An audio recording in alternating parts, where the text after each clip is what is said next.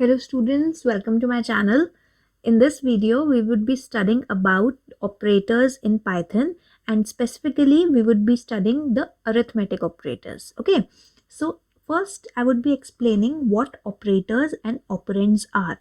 So operators are used to perform any kind of operations on the values that belong to any of the data types that we have seen in the previous videos. Okay, so when we have to perform, or when we want to perform and manipulate the values that are stored in our variables in one way or the other, whether it is mathematical operation that we want to perform or some kind of logical operation that we need to perform, then we make use of certain symbols which are known as operators. Okay, and the values on which these operations are performed, or the values on which these operators are applied, are known as operands. Okay, so Python programming language provides you with 6 different kinds of operators, which are the arithmetic operators, relational operators, assignment operators, logical operators, identity operators, and membership operators.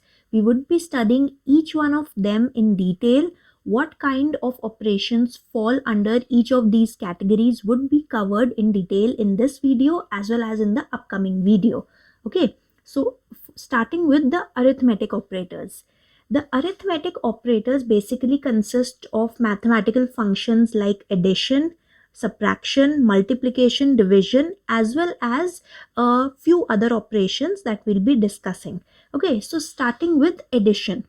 Now, addition, when it is performed on numeric values, like you can see the example here, when addition operator, which is the plus sign, is applied between numeric values, it performs mathematical addition.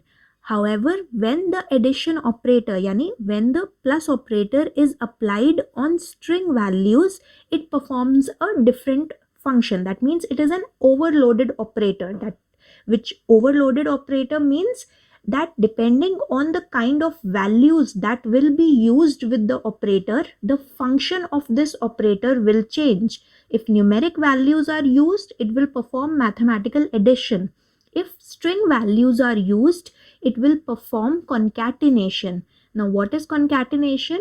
Concatenation basically appends the string that is present on the right hand side of the operator at the end of the string that is present on the left hand side of the operator. Okay, so basically the result of the concatenation operation will be a single new string which will start with the first string, and then immediately it will be followed by the second string. Just like in this example, the first string is hello and the second string is India. So when you apply the addition operator, that means the plus operator, on the two strings str1 and str2, you get a new string which is hello India. That means the second string str2 is added or is appended at the end of the first string. All right, and since we have studied in the previous video that strings are immutable data types, you can refer to the previous video if you do not understand the concept of immutability. So since strings are immutable data types, the resulting string will be a new string in this case. Okay, now coming to the second arithmetic operator, which is subtraction. Now subtraction can or the subtraction operator can only be applied on numeric values, and when you apply this operator on numeric values, it will perform normal mathematical subtraction. Okay, the third arithmetic operator is multiplication, which is denoted by the star symbol in Python as well.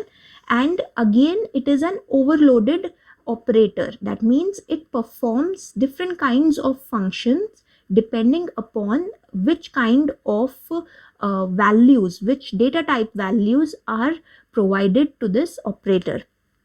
When the multiplication operator is used with numeric values, it performs normal mathematical multiplication. That means it calculates the product of two values. However, when this particular value is applied to a string, okay, now in this case, when only one of the operand of this particular operation can be a string, both cannot be a string, because when you apply the multiplication operator to a string, it concatenates the string with itself the number of times that you have specified as the second argument. Okay, so I'll simplify this concept for you. Suppose this is the first argument, that means it is the first value that you have passed to the multiplication operator, the value that is written to the left of the operator, and the value that is written to the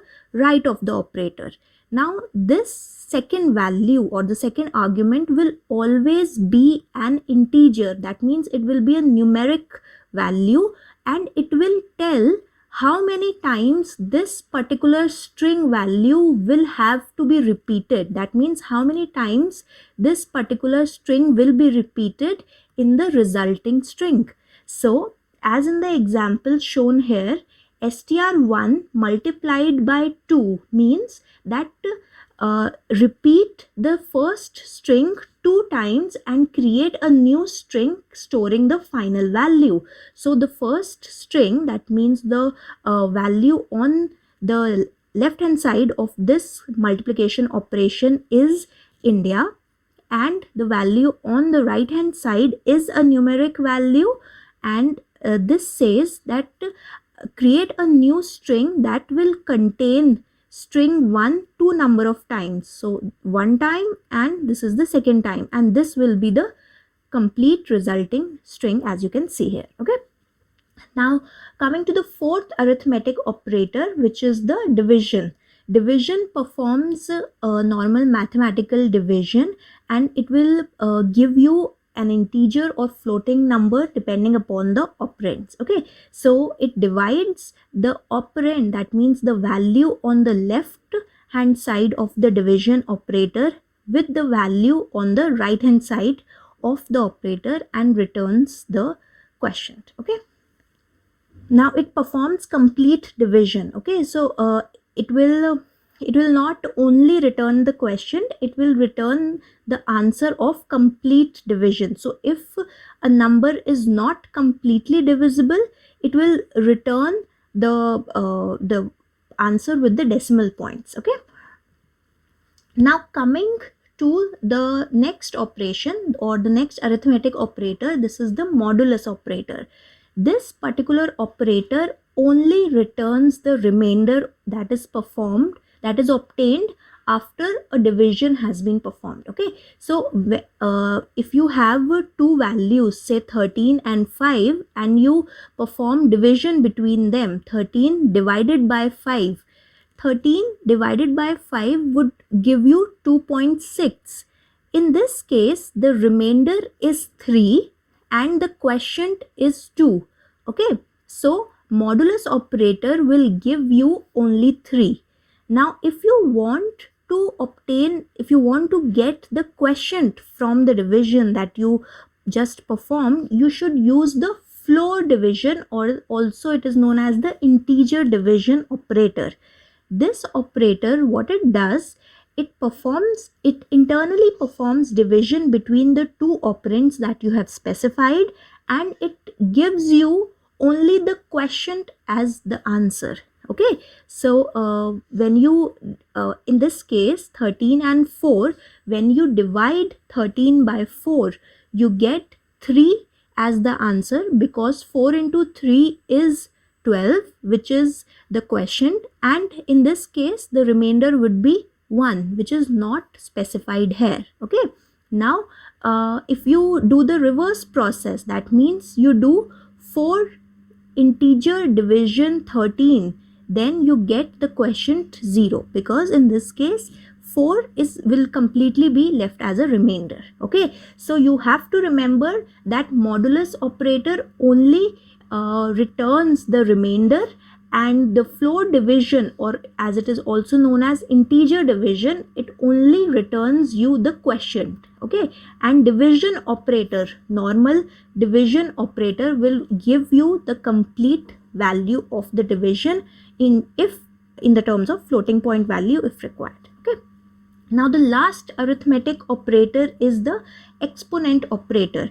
The exponent operator is denoted by double star, and it is the power function, the mathematical version of the mathematical power function. So if you have to say 2 raised to the power 4, then you will be using such this particular operator, the exponent operator. Okay, so what it does, it raises the first operand to the value to the power of the second operand. Okay, so just as it is specified here, 3 4, so 3 exponent 4 what would it actually mean? 3 raised to the power 4, and 3 raised to the power 4 is 81. 9 into 9 is 81. As you can see here, that is the answer.